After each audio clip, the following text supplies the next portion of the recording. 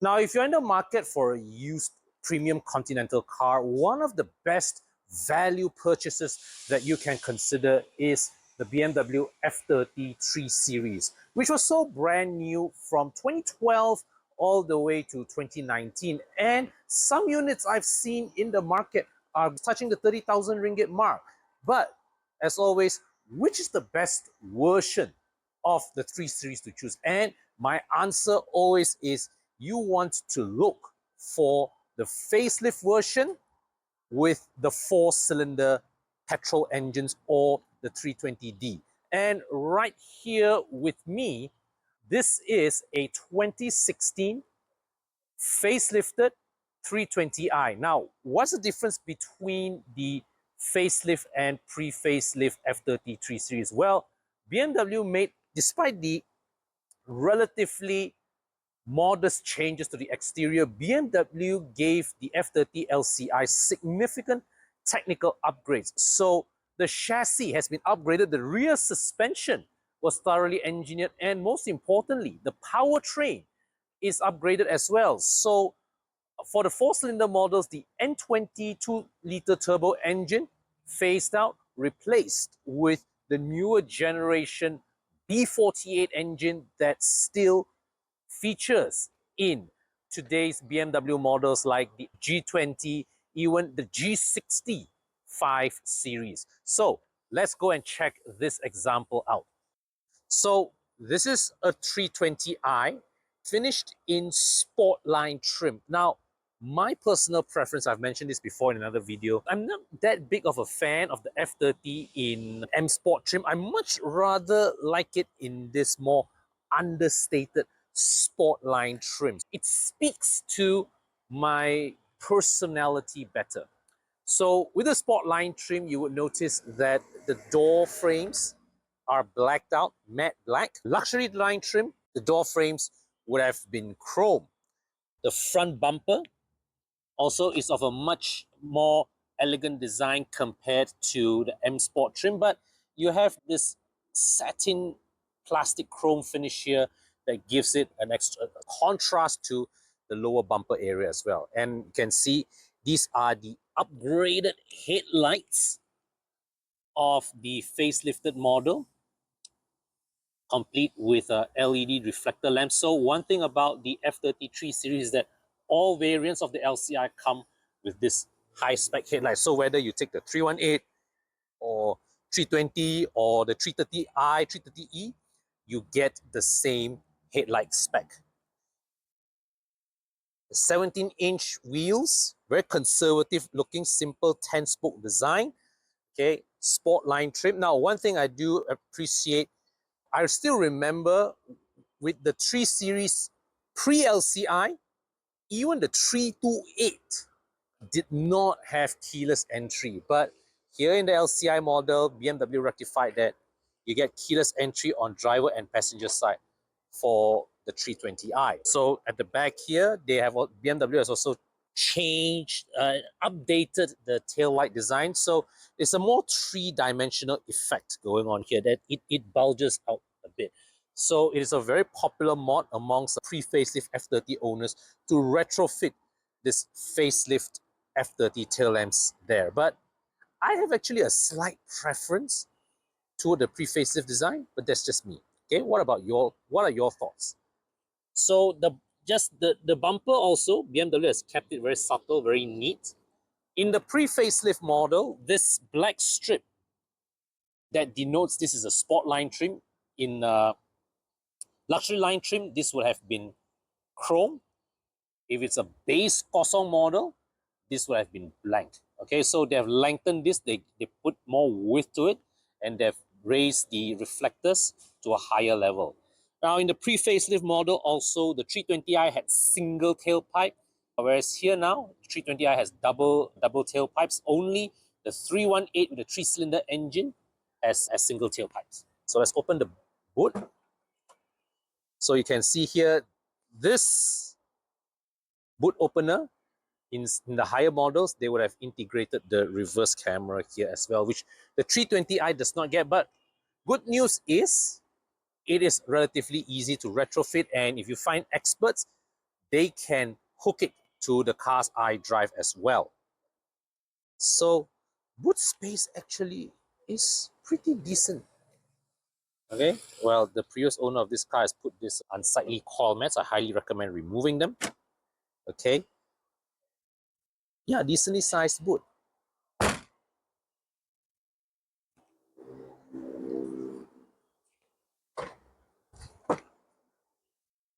So recently somebody asked me about the rear accommodations of the F30. So okay, now I'm 170 centimeters tall. I've got, wow, 3 fingers of headroom above me.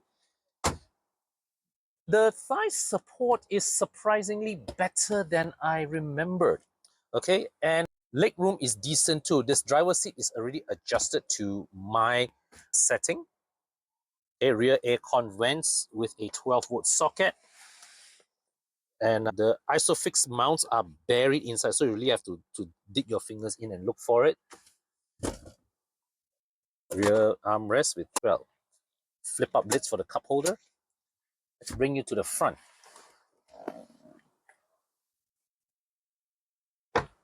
So this is touch-type keyless entry. Okay, and of course, being the Sportline trim, you get this red trim bar across. If it's an M Sport, this would have been blue. Now, one of the most noteworthy improvements of the F30 LCI is that BMW actually improved the build quality of the interior, even though the design has remained unchanged. I still remember the first time I sat in the F30 when it was first launched in 2012. I was appalled by the quality. It felt worse than a Proton. Okay, so this one here, well, it's not going to beat Audi anytime soon, but it feels solid. Okay, all these buttons here all still feel solid. And what we will all miss about BMWs of this generation and before, the controls are very intuitive. All right, everything here within easy reach. Instrument clusters easy to read, not full digital, but it's easy to read. Okay, compared to what they are serving us right now. Now, this being the 320i. Now, interestingly, BMW gave this one comes with the what BMW calls the Sport automatic transmission. Now, this could have been retrofitted. I'm not sure if this was the original spec of the car. This is something that some owners like to retrofit. Okay, yep. Last 3 Series with a manual parking brake. And you get a basic iDrive, which is something that really is not, voila, it's not up to scratch lah for today's standards. But once again, there are experts out there who will very easily update this to a higher spec iDrive. Okay, it can be done. One thing that BMW have changed here is that in the pre-facelift model, there's a detachable lid here, okay, for you to alter the depth of the cup holder. They've dispensed that. Now they just put an open and shut lid. Makes way more sense. You've got pedal shifters here for the 8-speed automatic transmission. And inside here, well, not sure if anybody, just want to ask, any of you BMW owners in Malaysia ever used this adapter before? I'd like to know in the comment section. USB port and aux in. I haven't seen aux in quite a while. Right. So yeah, here we have it. This is the cabin of the F30 3 Series facelift. Design-wise, not much difference from the pre-facelift model, but quality-wise, significantly improved. Especially if you have sat in a pre-facelift F30, all right, that has been well used and abused. The cabin really shows its sign. Okay, this one here seems to be built hardier, better assembly, and better selection of materials. Okay, so right now I am at Mike's garage and I'm going to look for my good friend Mike Yap to share with me some insights that he has with regards to maintaining the F30 with a B48 engine. Hey, thanks for having me here. Hey, no worries. Okay. How are you, mate? Good, good, good. All right, so just now I was at popping Pommy by. Chui's place testing out his F30 B48. Yeah. So can you tell me what is your experience like working on this model? Oh, this one, the F30, Non-hybrid? the very rare batch of Alright. 2-liter 4-cylinder versions, the 320i, 330i. Yeah. Yeah, basically the engine is a much better built engine if compared to the earlier N20. Less issues. Yep. Especially coming from the N20, which has a lot of timing chain issues and all that. And the B48 is a much stronger engine. Much stronger engine, because it's a closed deck engine versus an open deck engine of the N20. Right. Yeah. In my experience, when I drive an N20 versus a B48, I somehow feel that the B48 is just a bit more solid, a bit more refined. Yes. Compared to the N20. Correct. Right. But in terms of maintenance cost-wise, right? Yep. What is the B48 like to maintain? Is it expensive? Does somebody on a tight budget should be careful of buying this car? The N20. B48. Oh, B48. Okay, with the B48, the bugbear of the engine is actually the cooling system. That's a traditional BMW problem. Yes. Right? Yes. But even more so with the B48 if you compare, say, to the N20. Why is that so? Okay, because with the B48, what BMW has done is they had actually made the car run at a higher temperature during closed loop operation. Right. Yeah. So the engine is hotter. Hotter. It runs hotter, so it becomes more efficient. Right. Yes. Right. Yeah. Right. So typically when we lock the car, right, we can see that the water temperature gets up to 106 to 110, especially on closed loop operation. Oh. Yes. Okay. That's for very efficiency. Right. So that high temperature puts stress on the cooling system. Put stress on the cooling system. Right. But when you start pushing the car, right, the temperature comes down. Yes. But other components of the engine, those are, how are they like? They're not too bad. So basically, the main thing that you have to worry about, of course, regular maintenance, change the fluids, and the main area of preventive maintenance is the cooling system. It's the cooling system. And also, you don't follow the 15,000 oil change regime. Change the oil more frequently. Yes. All right. Yes. We would recommend between 7 to 8 is a good time to change it. So coming back to the cooling system, right? What is the sort of preventive maintenance that we are talking about? Because of the heat cycles it goes through. So you imagine when it's running closed loop, it runs up to 106 to 110, the water temperature. And then when you start pushing the car, above 3,500 RPM, 3,000, depending on your throttle also. So when it goes on the power mode, then your water temperature comes down. Right. Yes, the water temperature comes down. So, for power. So it means that does it mean we should drive the car harder in order to preserve the cooling system? Not really at all. Because you're not pushing the car all the time. Right. You're not pushing the car all the time. Right. Yeah. So what happens is that with that, because of the high water temperatures, and our high ambient temperatures in Malaysia, humidity, everything, you see a lot of the plastics, it starts to go brittle. Right. And you can see the color changes. So would all the piping. Would it help if you at every service give a thorough inspection of the cooling system and replace them proactively? Yes. That would prevent. Okay. Correct. For our experience, anything from 80,000 onwards. 80,000 kilometers onwards is a good time to start to give the cooling system a full refresh. Almost a full refresh. How much are we talking about here in terms of cost? Anything from 5 to 10K. Yes. Okay, 5 to 10K every 80,000 kilometers. Yes, correct. Right. In between, we are talking about, just now you were mentioning to me about what, 700, 800 ringgit for oil change? Yeah, for oil change. Okay. The 5 litre oil change and with very good oil. Okay. Very good oil. Yes. All right. Thanks, Mike. No problem. So that is some insights from Mike regarding the maintenance and service of the BMW B48 engine. So, not an exactly cheap engine to maintain, but with the right preventive maintenance, you can manage your costs, and it is not to say it's not super scary. Yeah. Right. Correct. Okay. Thanks, Mike. That's very great insight. See you next time. Now, onto the costs of buying this car. I've been told that the banks give the 2016 320i LCI a valuation of just under 110,000 ringgit, meaning it is eligible for loan of up to 99,000 ringgit. But that being said, the unit that's being featured in this video is now on sale for 74,800 ringgit, and I'm seeing other units being listed for as low as 60,000 ringgit. So for me, I would not take a loan of more than 60,000 ringgit for this car. And this being a 2016 car, you can only take a maximum tenure of 7 years, which works out to an installment of about 869 ringgit per month.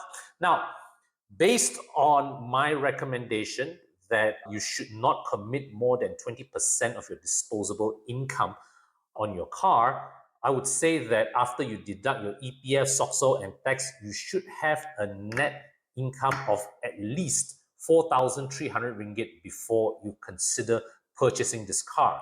Now, if you really want to max out the loan, go for 99,000 ringgit. Over a 7-year tenure, you're looking at monthly repayments of over 1,400 ringgit, which means I would say that in order to comfortably afford that, you will need a net income of about 7,200 ringgit per month. Now, if you're not earning that kind of money yet, but you like to get yourself there as quickly as possible, I'd like to invite you to explore an opportunity to build yourself an additional stream of income. So I'm working together with Team Infinity Academy on a project to provide regular Malaysians with a ready-made business opportunity that requires only a one-time purchase, no recurring costs, complete with systems, processes, training to help you potentially make money from as early as day one. And I'm looking to launch a new team of 3 people from Malaysia and Singapore by the end of this month. So if you'd like to work together with me on this project, I invite you to fill in the form in the description section below. And now, back to the video.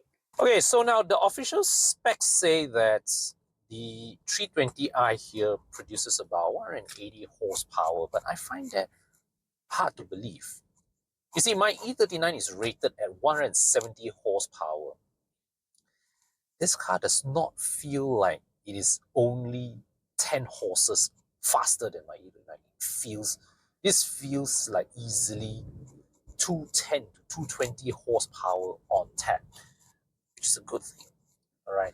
Not only that, the switch from the N20 engine to the B48 engine has given this car an added level of refinement, of smoothness that the pre-facelift car simply did not have. You see, the thing is this, what I see is that the N20 was BMW's first tentative step in a 4-cylinder turbo engine for a long time, right? Since the 2002 turbo. Now, the B48 here, okay, note that this engine, right, was used in the F30 facelift. It now lives on in the G20 facelift, the G35 series, even the G65 series still features this B48 engine. So what does that tell us? You see, going back to the early 2010s when BMW was transitioning away from its inline 6 engines, they would have seen that, okay, electrification is 30, 40 years down the road. And they would know that whatever engine architecture that they would come up with, that was supposed to spearhead their next generation models, and they came up with the B series engines, B38, B48, B58. These engines would have been engineered with a high level of future proofing. It means that BMW, when they engineered the B48, they engineered this with the expectation that this engine would underpin easily 2 or 3 model generations. Okay, but to achieve that, they could not have rolled out the B48 engine immediately to replace their previous gen N52 and whatnot. So my theory is that the N20 was a stopgap engine, all right, to bridge the era of the previous inline 6 NA engines to this new era of the B48 engines that would power BMW ahead. I expect this engine, you would still see it in action for at least the next 5 to 10 years minimum. This whole B series engine family, we'll still see them in action for the next 5-10 years, because BMW is already would have expected that the next iteration from this is electrification. Whether or not that materializes, we do not know. But my theory is that's the plan. So that's why the B48 engine, all this, they are engineered to a very high standard. And I've checked this out, in conversations with Tana, with Mike Yap, that these engines are incredibly robust, which points me to another possibility, that whatever outputs that BMW are squeezing out of these engines today, they are the tip of the iceberg in terms of their actual performance potential. In fact, you can go on YouTube and find many videos that say that, the B58 engine is the modern day Toyota 1JZ, all right? It is that good. And the B58, B48, they are built off the same architecture anyways. Okay, so that's the engine. Okay, great engine, packed to a great transmission combo, and the suspension. Now, one of the things that we have often complained about the G23 series is that it is too stiff. The F30 here, now the F30 is often criticized for being too soft. And fair enough, I grant you, this model will not go down in the history books as an enthusiast favorite. All the enthusiasts will be crying about E30 lah, E36 lah, E46, E90, but F30 will not have that same level of cult following. But out of all of these guys, F30, I would say, is the best setup for day-to-day use. And here in this 320i non-M Sport, this is just perfect. Perfect, right? The ride. Now, I do not know how well refreshed this suspension is, but the ride feels well judged, all right? It feels well judged. And now I've got some road opening up. Wow, the engine, gearbox, ever ready to work together with me to get me up to speed as quickly as possible. All right, and I've got some curved roads up ahead. Let's throw some corners. All right. So if you're thinking that the F30 is not as fun as the E90, well, you're probably right. Okay, in fact, being an E39 owner, one of the unnerving things about driving this F30 here is that I feel the steering is severely lacking in terms of feedback. But wow, I tell you this, man, this car, despite being just a 320i, it is not short of speed. It is not short of speed. The engine just pulls with so much vigor, right? And it's amazing to think that if I just send it to Ahmad down the street, he's going to free up easily another 20-30 horses just like that. So yeah, the ride has a bit of a wafty feel to it. So this is not the kind of driving dynamics that the enthusiasts would long after. But I will say this, right? This may not be a car that I buy to enjoy the Genting runs, but as a day-to-day driver, this is a very compelling choice, because you see, this spec as it is, all right, okay, the 320i is not the highest performing variant, but it's fast enough. Handling is, well, I suppose can be better, but it's good enough. Spec-wise, I'm okay with that small iDrive screen, but there are experts who can install a bigger screen for me and maintain the OE look. So the only thing I would probably want to add to this is a reverse camera, and that's it, because everything of this car is just it is balanced right at the sweet spot. I've always argued that where the F30 is concerned, the 320i is something of the Goldilocks model of the range, right? So yeah, it is not as powerful as the 328 or the 330, but you know, there's that just right feeling to it in terms of the power on offer, the way the suspension is set up. Everything feels like, you know, it is set up at, this car is set up at optimum point. And it's amazing to think that, you know, you can get one of these for the price of a city. And as we also know that, you know, with majority of the F30 LCIs in the market being either the 318 or the 330e plug-in hybrid, the 2-liter models here, such as the 320i, 330i, or 320d, these three would be the most sought after variants of the F30 LCI range. And now, at today's pricing, I would argue it's the best time to get yourself